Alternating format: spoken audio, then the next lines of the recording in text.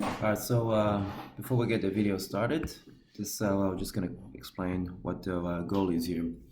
With the basic movement pattern tutorials, we are gonna be breaking down every movement pattern and now trying to give you some examples of exercises within that movement pattern that you guys can use to perform your workout. So obviously those exercises are going to be included in your training programs, which will be updated every 4 weeks or 6 weeks, depending on what phase you're in and what type of protocol you're going to be getting. Today, the first video is going to be the deadlift. We'll obviously have one for the squat and different movement patterns for the upper body. So getting right into the deadlift, we got today the BB clean grip deadlift, which is the barbell clean grip deadlift. That's what the BB stands for. Barbell sumo deadlift, the alternate grip variations that we might be using to facilitate the movements. We'll get on that a bit later as well. The trap bar deadlift and the rack pull deadlift. Anything you want to say, Sean, before we get started? No, not at the moment. It's other than the fact that I guess we're starting from the clean grip deadlift just to show you guys like the prime example of what a real good deadlift is, and then we're going to work our way back and deconstruct it, eventually making our way towards the rack pull, which is a lot. All right. The order. Yeah. Okay, let's go. Let's get the video started. There you go. All right, so the first movement, the barbell clean grip deadlift. So we're going to show you a couple of reps first. That's me, 5 a.m. or close to 5 a.m. trying to lift 40 kilos and struggling. 40 kilos. I'm usually a bit stronger than this, but this is the best I could do that then before snapping my back. All right, take a little pause here. Okay, so standing position. Obviously, upright. I'm standing upright. My whole body is tensed. You can see that here I'm using a traditional pronated grip. Pronated grip meaning that the palms are facing backwards in this very situation. We're using an Olympic bar deadlift, 20 kilo bar with 10 kilo plates on each side. My feet are shoulder width apart.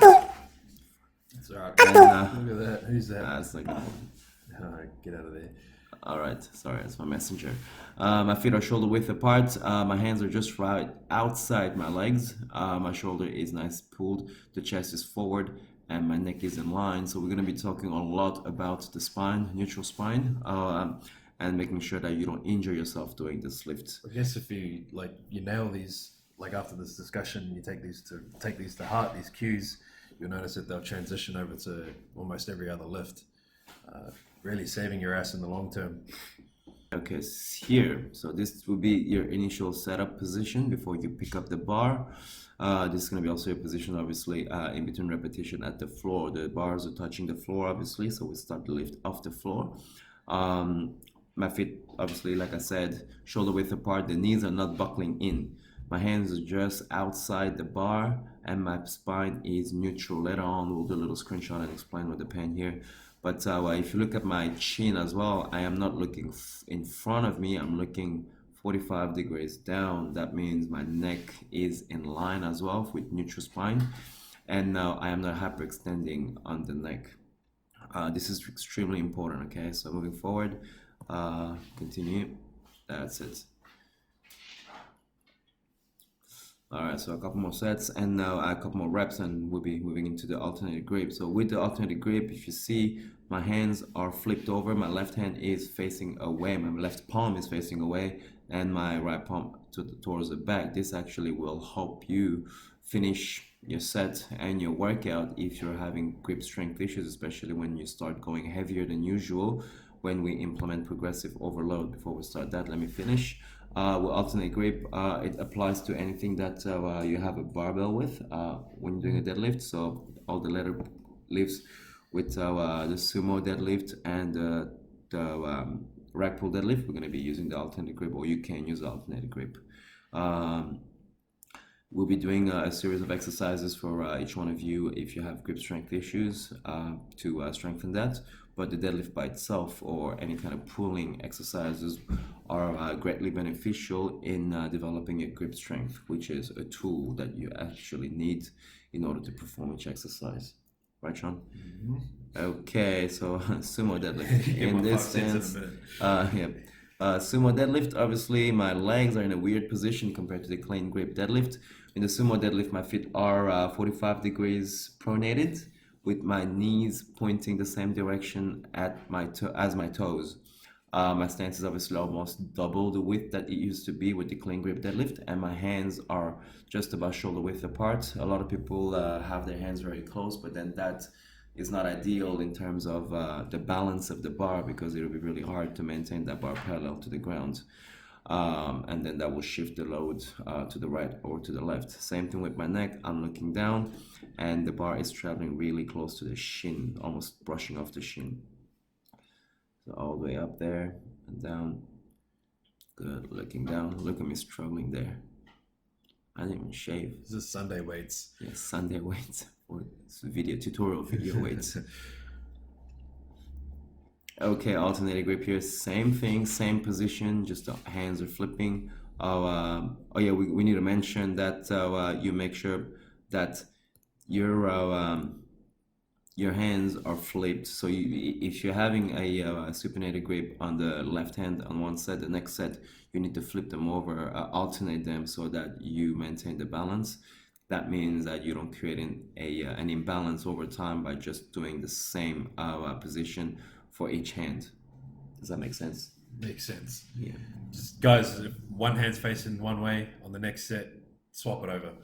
Easy as pie. Ah, that was easy to say. All right. Okay, so that's going. Barbell sumo deadlift over here. Again, shoulders roll back, chest forward, and your whole body is tensing. It's my favorite lift ever. Yeah, you don't like this one. Okay, the trap bar deadlift. Sean, you want to explain why you use the trap bar?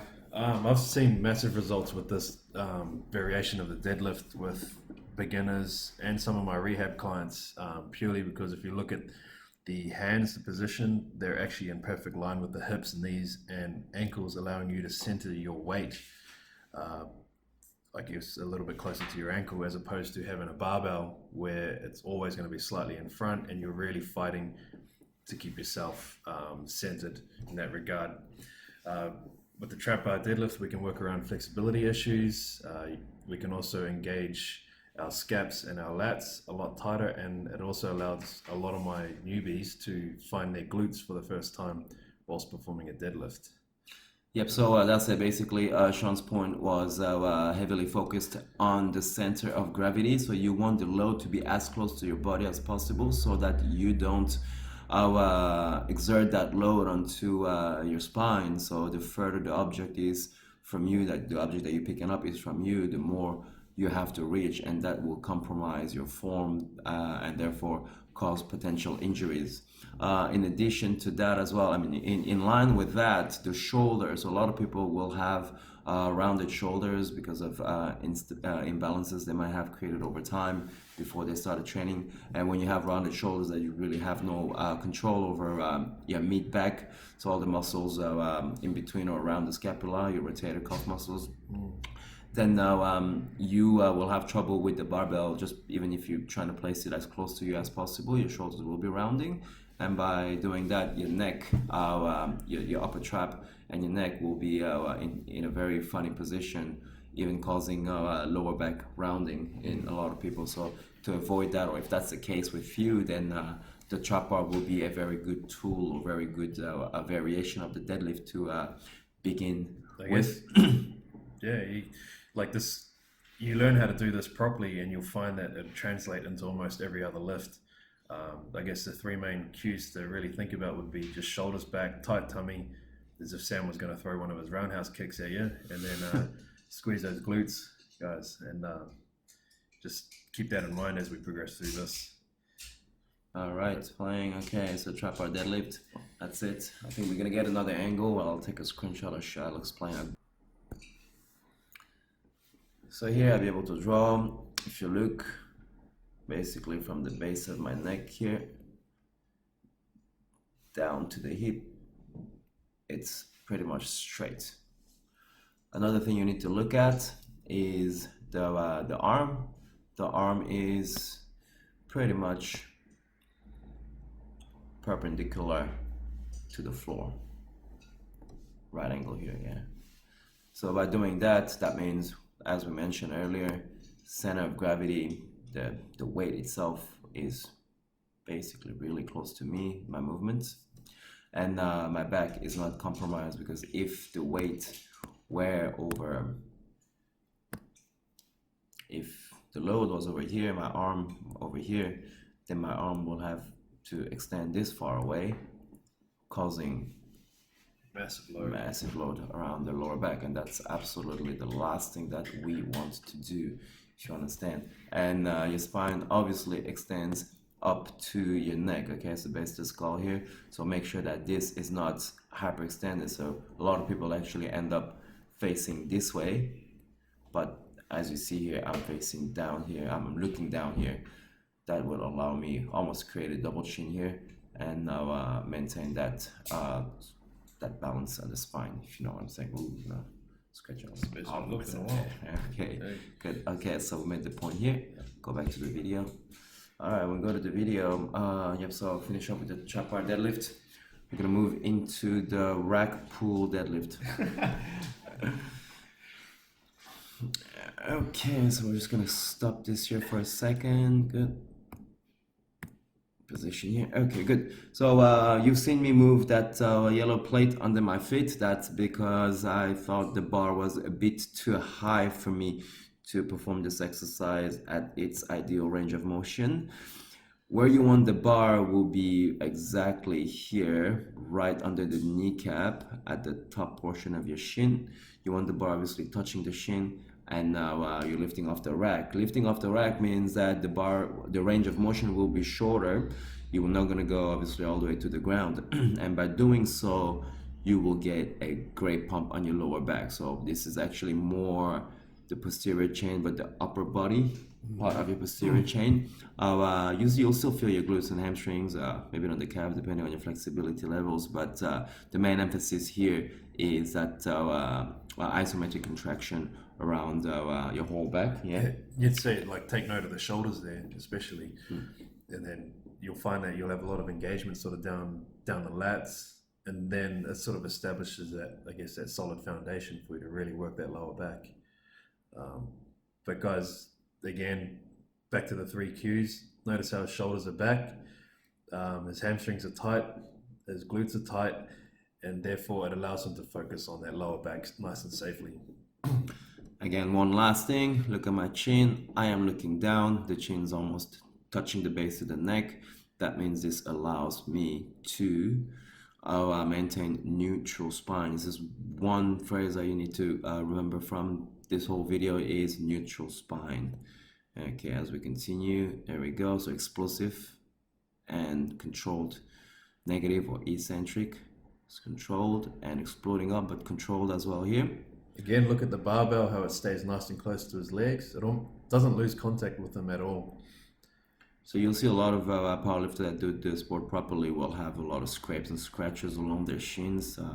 That's because of the bar touching it. So hey, before you grab a bar, make sure that you wipe it off, because sometimes there's blood on the bars in some of those gyms, right? Okay, so that's roughly our first video on the deadlift. We'll be covering a lot more variations as we go in terms of the deadlift and other movements.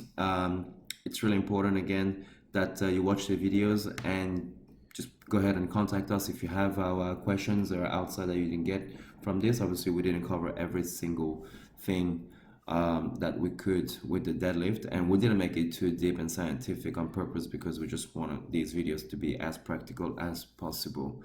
Hope this helps. Yeah, and like you said, any questions, any further questions, yes, swing us a message and we will fix you up, no worries. All right, thank you very much, guys. Stay tuned on samkimfitness.com.